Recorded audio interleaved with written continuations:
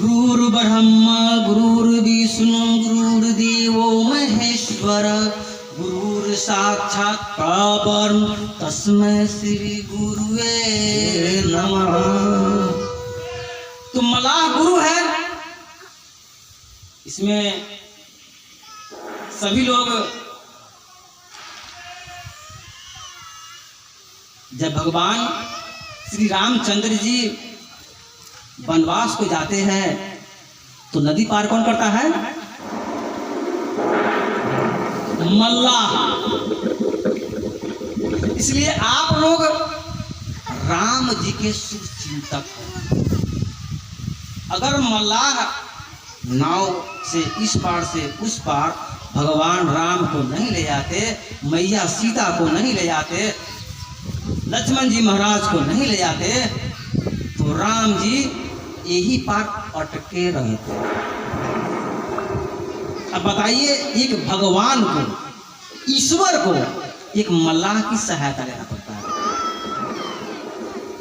तो आप लोग जितने हैं भगवान राम के सबसे प्रिय भक्त हैं। इतिहासों में उस मल्लाह का नाम आता है। इसलिए अपने आप को छोटा मत समझिए, अपने आप को अज्ञानी मत समझिए, अपने आप को नीच नहीं समझिए। आप प्रभु श्री राम के सबसे प्रिय भक्त हैं। इसलिए वह ज्ञान को अर्जन कीजिए।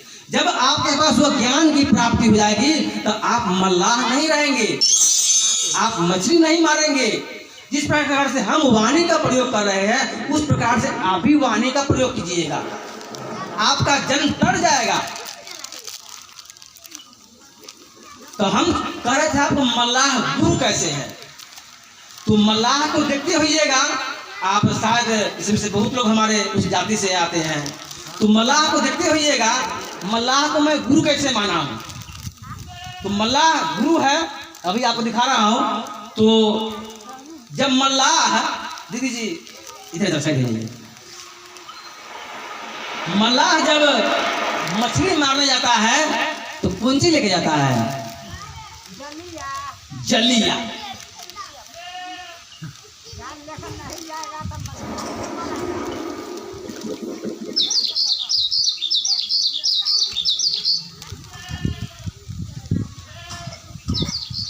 अब मल्लाह भाई क्या करता है, जब नदी में जाता है तो देखता है कहाँ कहाँ मछलियां नदी में है, तो क्या करेगा? जाल कैसे नचाएगा?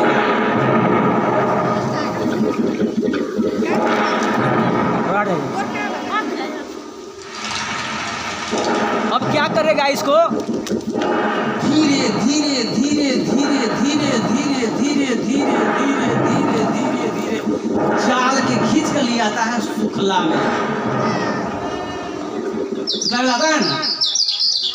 अब उस जाल के सुखला में लेने के बाद मल्लाह क्या करता है? अब इस जाल में से मछली निकालेंगे हम।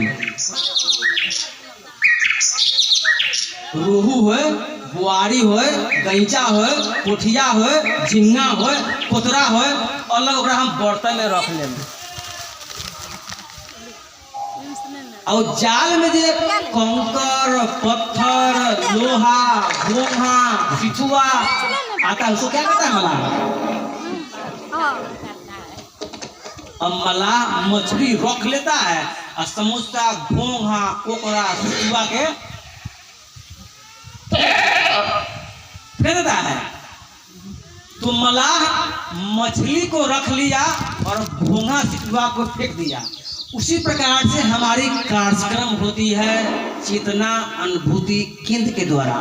आपके अंदर जितनी व्याधियां होगा, जितनी बीमारियां होगा, जितना आपके अंदर गलत विचार होगा, झगड़ा करते हैं, मारपीट करते हैं, सासू ननद में लड़ाई करते हैं, सास पुत्र में खूब लड़ते हैं, झूठा झपटी करते हैं, मारा पीटी करते हैं, आते ही कहते हैं बैठवा करे देख तो तोर मौगी ना कल कल समझावे के तो की चाहे छे, समझो तो हमारा तो बड़ा ठीक ना हो, तो आपस में लड़ने लगते हैं। तो जब आप सत्संग सुनिएगा चेतना अनुभूति केंद्र के द्वारा, तो आपके अंदर जो भी बुराई है हम ले जाएंगे अपने पास और हम आपको अच्छाई दे देंगे। सास पुतोह के लड़ाई हमेशा होता है। क्यों होता है? उस दिन वाला चंदा तो सास पुतोह में लड़ाई होने का कारण है, सास पुतोह को अपन बेटी नहीं मानती है। गलती बात है कि सही है? अब पुतोह सास को अपन मां नहीं मानती है। सही है गलत बात है? तो सास उन्हें जब सास के अपन बेटी आती है तो चुरा के लाई मुझे खिलाती है, लेकिन पुतोहिया को नहीं देगी, अपने कप कप कप कप।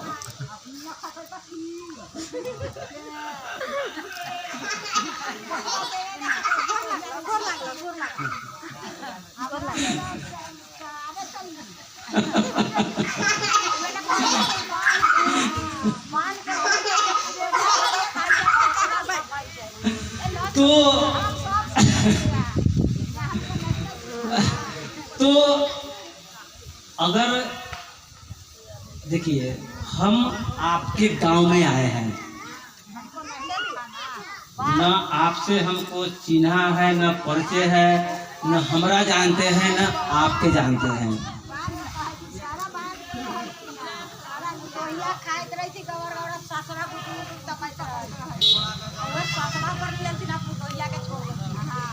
अभी मैं सास और पुतोह की बात करता हूँ।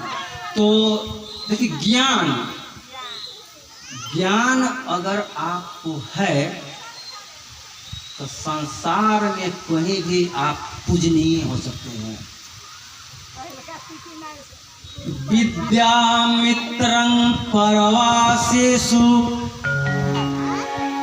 भार्यामित्रं गिरहेषु च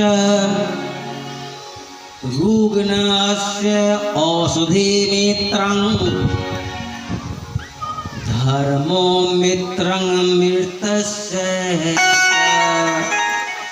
विद्या यानी ज्ञान, अगर आपके पास ज्ञान है तो कहीं भी अपनी आवाज बुलंद कर सकते हैं, क्योंकि परदेश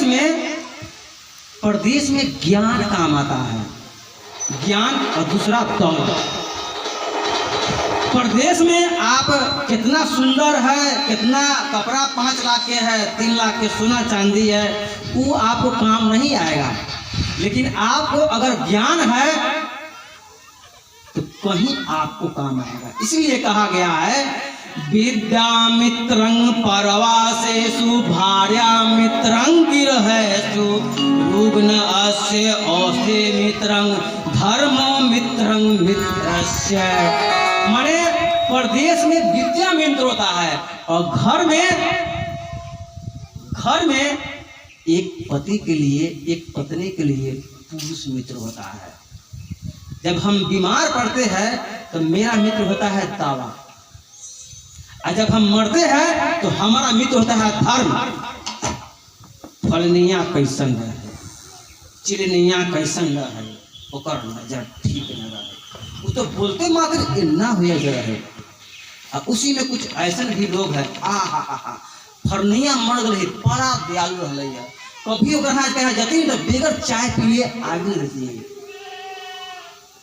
तो परदेश में विद्या मित्र होता है और घर में पत्नी मित्र होती है, और एक बीमारी के लिए औषधि मित्र होता है, और मरने के बाद आपका धर्म मित्र होता है कि आपने कैसा कर्म किया। बहुत लोग ऐसे होते हैं जो मरने के बाद गांव के लोग घड़ा फोड़ता है, और बहुत लोग ऐसे होते हैं जो मरने के बाद रोते हैं, कांदते हैं, अफसोस करते हैं, चिंता करते हैं, संताप करते हैं। तो हम बात कर रहे थे कहाँ? सास पुतोह पर। तो जिस दिन आप चाहते हैं सास पुतोह का संबंध मिश्री जैसा मिठास बनाना, संतरा जैसा मिठास बनाना, सेब जैसा मिठास बनाना, बादाम जैसा मिठास बनाना। तो सास पुतों को अपना सहोदर बेटी मान ले, और पुतों अपना सास की सहोदर मां मान ले। इस दिन जिस घर में आएगी, जिस घर में ऐसा बर्ताव हो जाएगा, वह घर में फूलों की वास होगी, लक्ष्मी की वास होगी, उसका घर हमेशा खुशहाल रहेगा, उस परिवार में सब लोग आनंदित रहेगा, उस घर में कोई कलह नहीं होगा, कोई व्याधि नहीं होगा, सारे कष्ट पीड़ा दूर हो जाएगा। क्योंकि सास पुतों का संबंध संसार में बहुत अनमोल संबंध है। आज आप पुतों है तो कल हो गया आपको सास बनना है। आज न बनेंगे, 10 साल के बाद आपको सास बनना है। तो जब आप पुतों के गत करते हैं, पुतों की गालियां देते हैं, पुतों के इच्छा करते हैं, पुतों से नफरत करते हैं, पुतों की प्रताड़ना करते हैं, और जहां तहां पुतों की हिनाई करते हैं, तो एक दिन पुतों भी आपको वही हाल करेंगे। इसलिए सास और पुतों का संबंध मधुर बना के रखिए, ताकि जीवन आपका खुशमय हो। यह बात अगर आप लोग समझ जाएंगे तो कल से आपकी घर में झगड़ा खत्म।